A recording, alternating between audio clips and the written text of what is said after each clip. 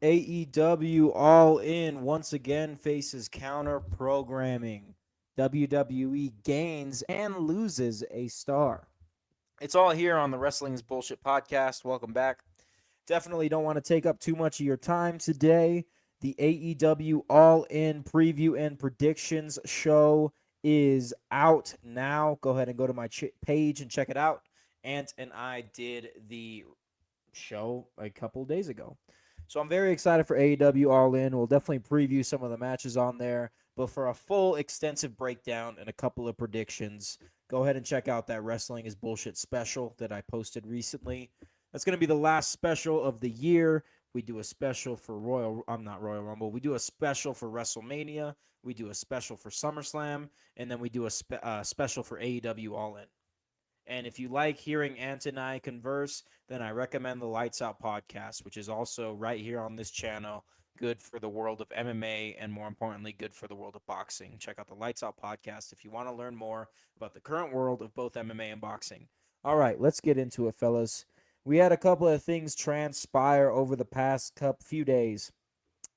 First and foremost, Solo Sikoa recently forced to join the Bloodline after being defeated by Jey Uso.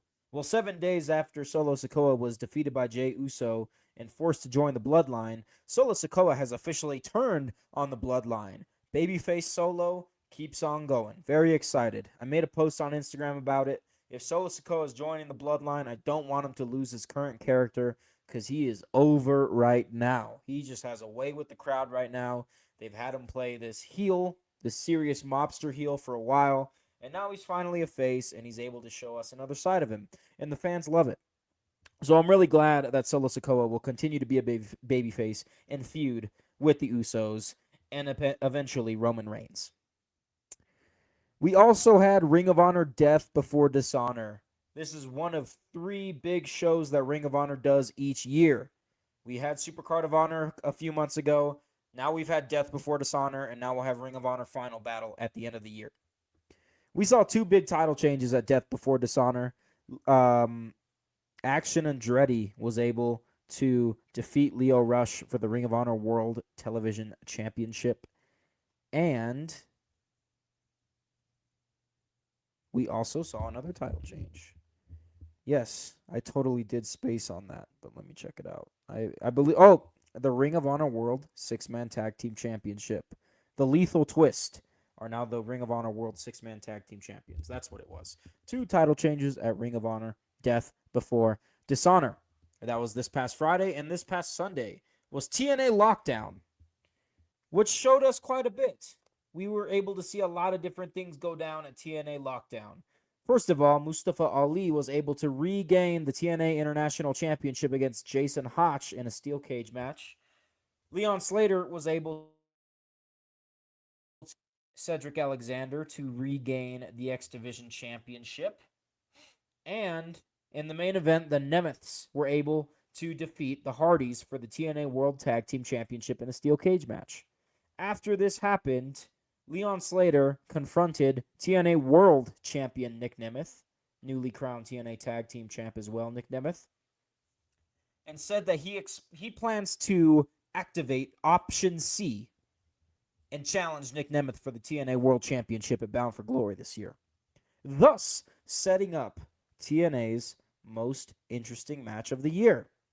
We did think that it was going to be Mike Santana versus Steve Macklin. Nah. Nick Nemeth versus Leon Slater will be the biggest match that TNA has to offer this year. So Leon Slater, activating Option C, relinquishes his newly won X Division title and will challenge for the world title. Good stuff from TNA. I've been a little concerned with TNA, as you can imagine. The partnership with WWE has not been fantastic at all. They're also doing more pay-per-views than they did in the previous couple of years, which is like, okay, if your product is deteriorating, then why are you doing more pay-per-views? Doesn't make any sense. But honestly, TNA Lockdown, I think, was a fantastic show. And yeah, I'm excited to see it. The last bit of in-ring results to talk about here is Royce Keys, as Royce Keys has aligned with OTM, OTM Out the Mud has been called up to the main roster and has aligned themselves with Royce Keys. So we got a little faction going here, and we'll see how it goes for Royce Keys and OTM. I do think it's a fantastic fitting, and I think that they will do very well together. So we'll see how that goes. All right, now let's get into some outside of the ring news. We got two big things here. The first is Ilya Dragunov, who is being consistently reported to be out of WWE. And if that's the case, man, then I got to tell you, that's a real shame. Ilya Dragunov has the potential to take what WWE has learned how to do with Sami Zayn and take that to the next level in the prime of his career. But he's gone. And I know where he's heading. I have an idea of where he's heading, I should say. And I don't blame him, right? You see Tommaso Ciampa leave WWE, become a bigger star than he's ever been. Arguably. You could argue that he was a bigger star in NXT, but I think AEW is doing him justice. And I think when it's all said and done, we'll remember Tommaso Ciampa as an AEW guy. Could you blame Ilya Dragunov for wanting to do the same thing? No. And I don't know where he's going. I think he's going to AEW. I don't see why he wouldn't go to AEW, to be honest with you. But it's just sad that WWE loses another star. And honestly, I don't blame Ilya Dragunov. Good luck to him wherever he ends up. We'll see where he ends up soon enough. So yes, WWE loses a star and WWE gains a star. As within the past few days, Hiromu Takahashi has made it official that he is Shinsuke Nakamura's tag team partner in WWE. Hiromu Takahashi now goes by the name of Kyoki and is a WWE superstar. Good for Takahashi, man. Good for Takahashi. I definitely thought Takahashi would make his way over to WWE eventually, and here he is tagging with Shinsuke Nakamura. He had a dark match on Raw. He's probably going to be featured in a lot of dark matches, a lot of house shows, maybe main event. They're going to figure him out, and they're going to want to adapt him to the WWE system, and I'm excited to see that. So yes, plenty of results, plenty of news, and now it's time for the watch list, and we will see if we can get you out of here in less than 10 minutes. That's the goal. Before we get into the big shows that are all taking place on Sunday, we have one match on NXT, as Rey Fenix will defend the AAA Cruiserweight Championship against EK Prosper. That will be happening on Tuesday's NXT. And everything else this week will be happening on Sunday. Of course, we got the big one, AEW All-In. If you haven't seen AEW reviewing show, go check it out on my channel. I did it with my host, and it's going to be the last wrestling bullshit special of the year. Nonetheless, man, I'll run down some of these matches of significance.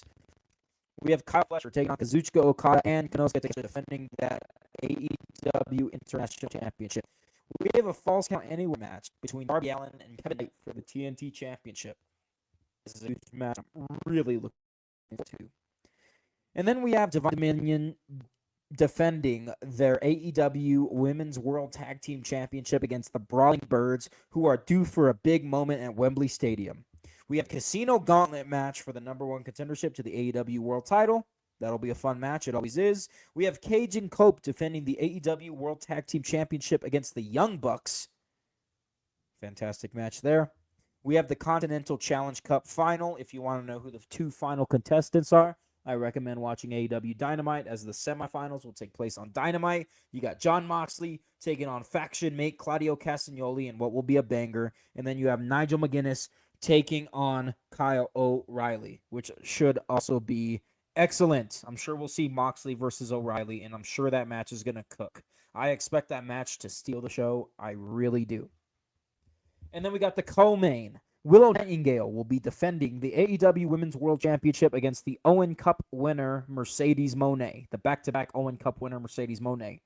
Banger of a match. And then in the main event, we have Kenny Omega defending the AEW World Championship against Owen Cup winner, Will Ospreay. Expect tears. Expect tears. It should be a good time, ladies and gentlemen. It should be. AEW All-In is a wrestling spiritual experience. Do not miss it. The only time you should be missing it is if you plan on watching the WWE content, because you know WWE ain't going to let AEW have anything out here. WWE is going to counter-program AEW's biggest show of the year. And let me tell you what they're going to counter-program it with. Not one show, but two shows. Okay? They got AAA for the first half, and then they got NXT Heatwave midday to counter-program the second half of AEW All In. So at AAA Ola de Calor, we will see the War Raiders defend the AAA World Tag Team Championship against Los Americanos. And we will see a fatal four-way for the Latin American Championship between El Hijo de Dr. Wagner Jr., Damian Priest, La Parca, and El Fiscal. So you got that fatal four-way is really fun. I'm not going to lie. But that's not all. After Ola de Calor from AAA, we will have NXT Heatwave. And we got 5 big matches of significance to announce here. We've got Miles Bourne and Tavion Heights defending the NXT Tag Team Championship against the Vanity Project. Miles Bourne isn't done there because after that, he will defend the North American Championship against Jackson Drake. And then we have a unification match between Women's Speed Champion Ren Sinclair and Women's North American Champion Zadia. So that should be cool. We got Kendall Gray defending the NXT Women's Championship against Kalani Jordan. I expect Kalani Jordan to show out in this match. Let me tell you, I'm very excited for that. Make Kendall Gray earn her spot. And then we got Tony D'Angelo, Cruz Montana, Grayson Waller, and Zilla Fatu competing for the NXT Championship in a fatal four-way match. So, hey, if you rather watch AAA and NXT Heatwave than All In, go for it. That's what it is. They'll both be on at the same time. However, I highly recommend watching AEW All In. It's going to be excellent. It really is. Quick show for you guys today. I'm trying to keep this fast pace. I think it'll be good for the show. I think it'll respect your time, and I think it'll bring energy that is much needed to this show. If you want to see the top 10 champions of wrestling, then follow Wrestling is Bullshit on Instagram. Otherwise, stay locked in right here week in and week out to keep up with the current world of wrestling. Be good, be happy, peace.